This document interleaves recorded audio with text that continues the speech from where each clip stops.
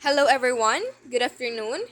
I am Laika Enodio and I am the reporter for today. And my topic is all about implementing the design curriculum as a change process. So let's start.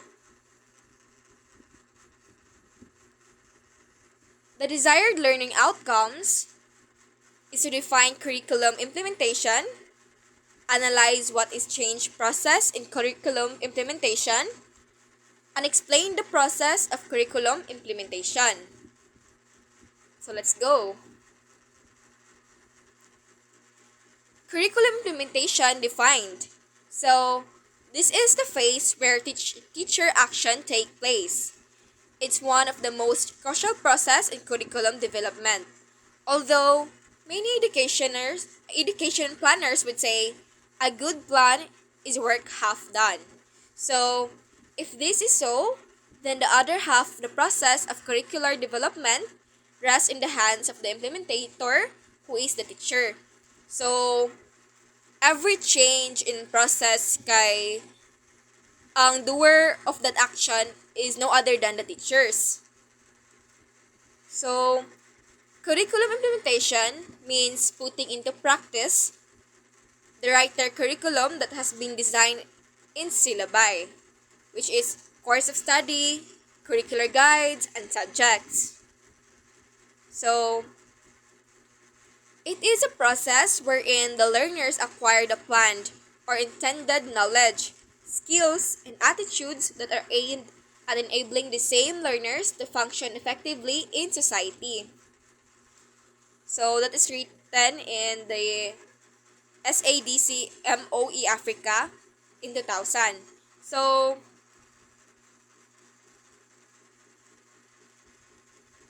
next is according to Umston and Hankins in 1998, they defined curriculum implementation as the interaction between the curriculum that has been written and planned and the persons, which are the teachers, to deliver it. So to them, curriculum implementation implies the following.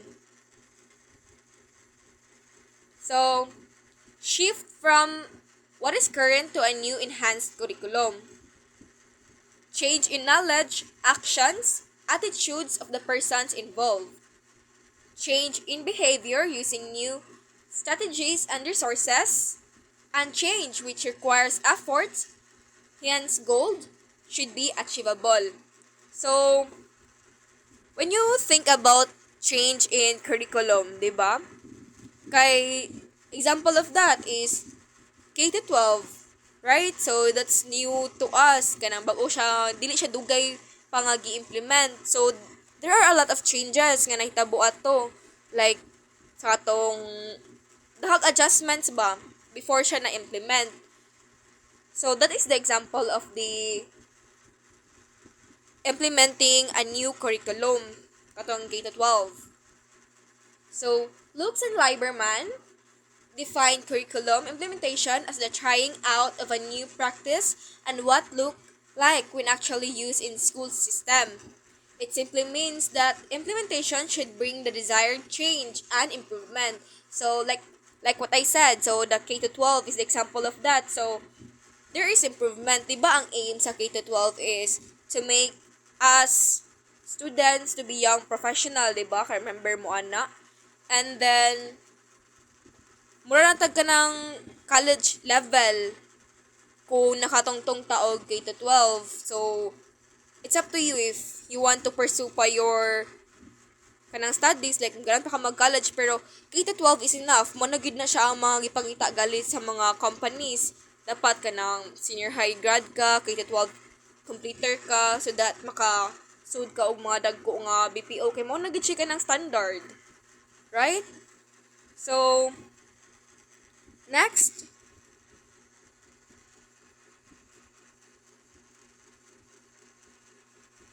so nasa da ko i-add on about ani di ay balik ta diri sa kani.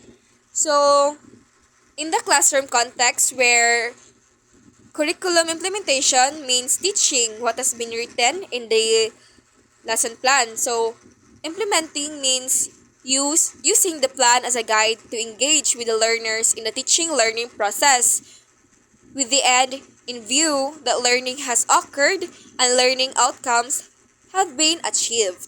So it involves the different strategies of teaching with the support instructional materials to go with the strategy.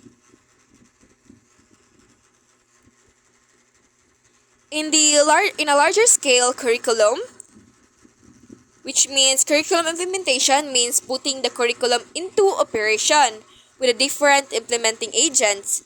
So, ang curriculum implementation takes place in class, in a school, or a district, or a division, or the whole educational system. So, ma-take place na siya. More siya hierarchy ba?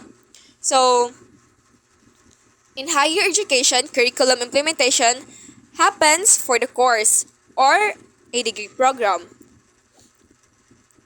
And then, the institution or the whole higher education system, it requires time, money, personal interaction, personal contacts, and support. So, dili siya ma-build ang kanang curriculum implementation or change kung walay support from other stakeholders, from other kanang mga head sa school and other sa mga district division. So, they should be united in implementing new curriculum.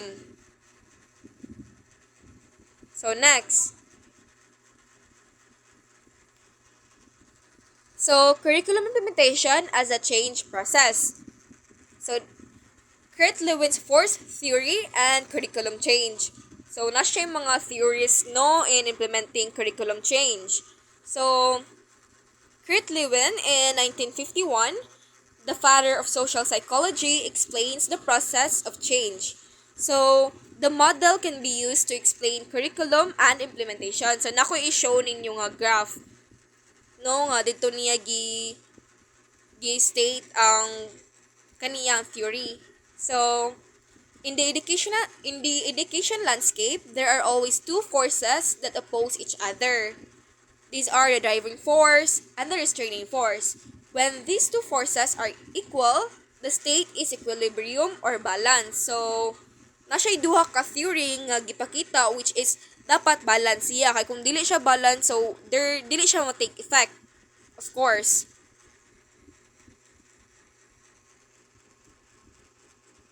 So, there is no possible change in process if the two forces are not equal. So, again, dili siya ma-implement if dili equal ang duha. No? So there will be status quo or hence there will be no change.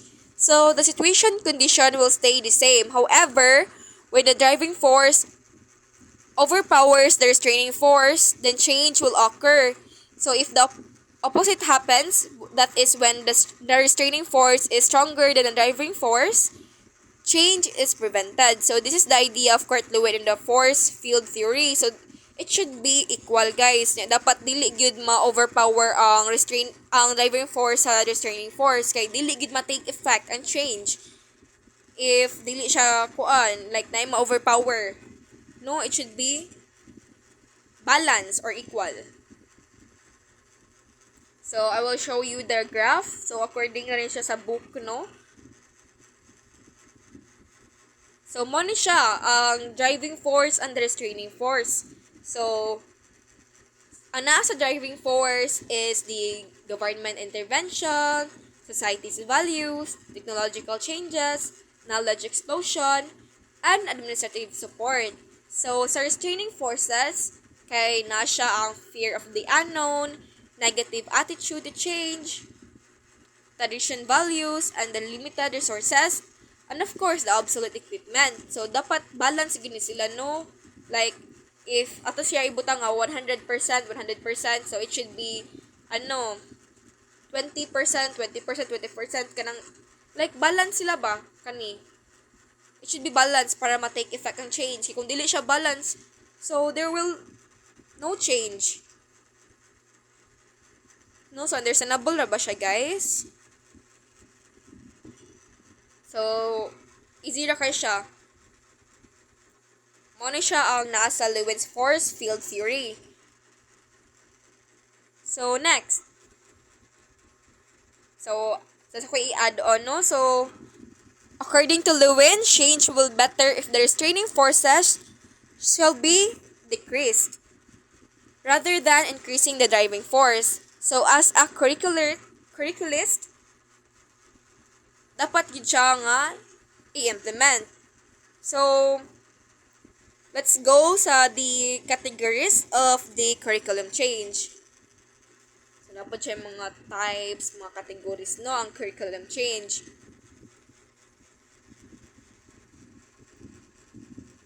So, according to McNeil, so dito siya minil sa McNeil in 2000, which is categorized curriculum change as follows. So, first one, substitution. So, the current curriculum will be replaced or substituted by a new one. So, sometimes we call this a complete overhaul. So, example, changing an old book to entirely new one.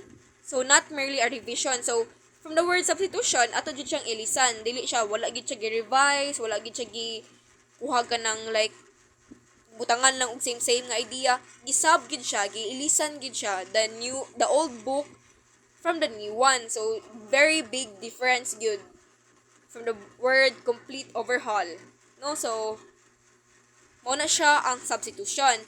And the second category is the alteration.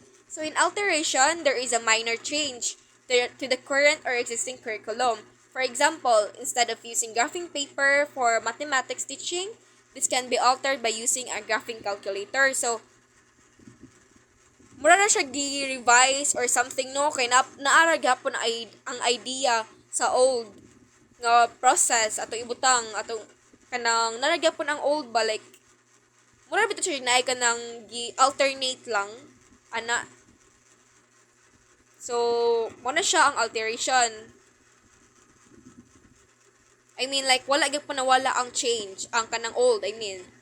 No? So, the third one, the restructuring. Building a new structure would mean major change or modification in the school system. Degree program or educational system, using an integrated curriculum for the whole school for K to 12 requires the primary and secondary levels to work as a team. So, another example is a curriculum that will be restructured when there is a significant involvement.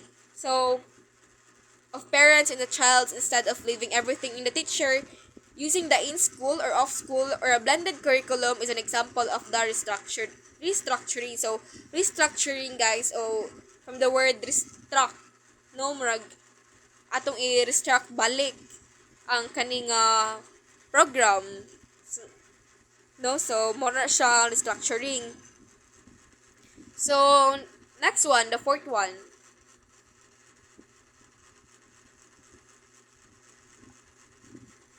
Okay. So, please bear with me, no, kay nasayop ko ganang type ani sa perturbations.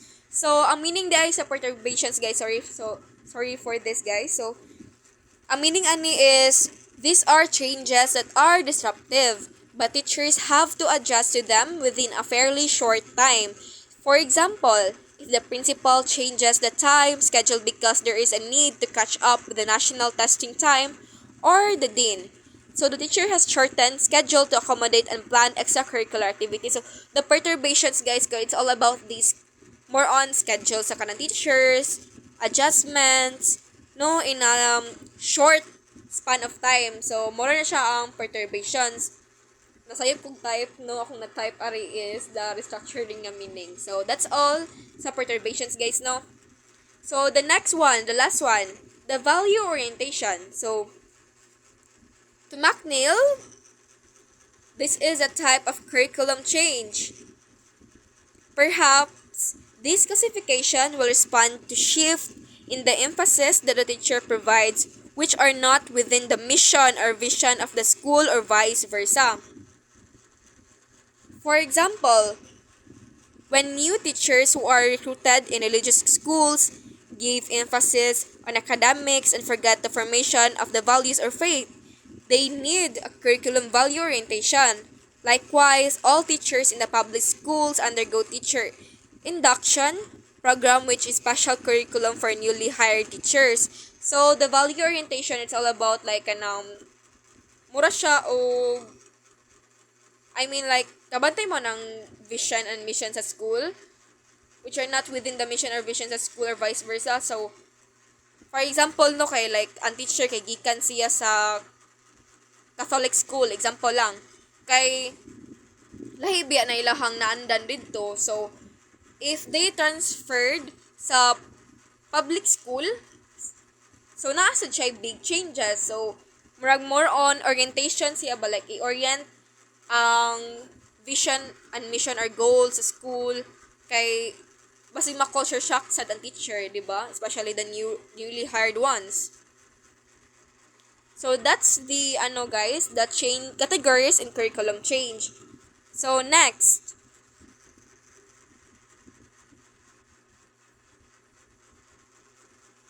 so another topic na sad no. So regardless of the kind of change in curriculum and implementation, the process of change may contain three important elements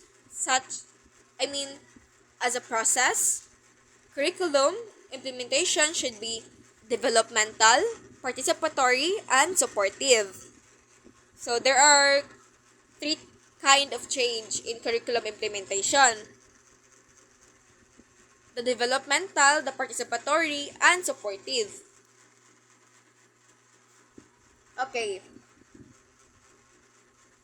So, ano ito sa developmental? So, it should be developmental in the sense that it should develop multiple perspectives, increase integration, and make learning autonomous, and create a climate of openness and trust, and appreciate and affirm strengths of the teacher.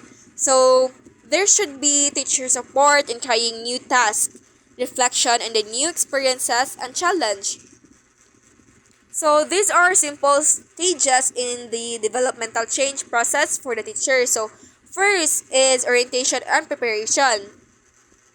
The initial use is very mechanical and routinary. So however, as the skills are honed and mastery of the routine is established, so refinement follows.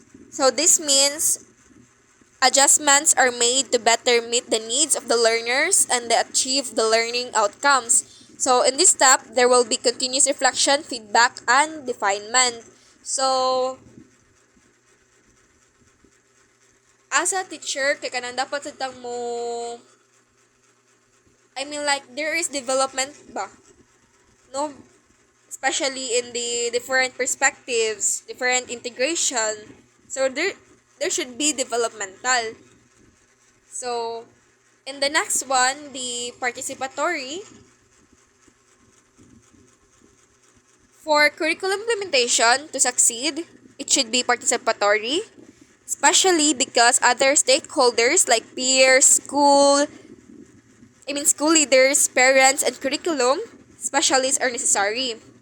Characteristics of teacher styles, commitment, willingness to change, skills, and readiness are critical to implementation. This should be coupled with organizational structure, principal style, and student population, characteristics, and other factors. Trust among key players should also be sought as this is a positive starting point. So involvement and participation encourage sense of ownership and accountability. Participation builds a learning community which is very necessary in curriculum implementation. So it should be participatory, guys. So there should be like example teacher to student learning and ba. So dapat mo participate ang kanang involved, no, especially the stakeholders, ang school leaders, the peers, and the parents. So necessary gid ang pag-participate, no, para naay change in skills and other areas. So more na siya sa kanang participatory. So next one, sa last. So let's go to the supportive curriculum. So Supportive curriculum implementation is required in the process of change. So material support like supplies, equipment, and conductive learning environment like classrooms and laboratories should be made available.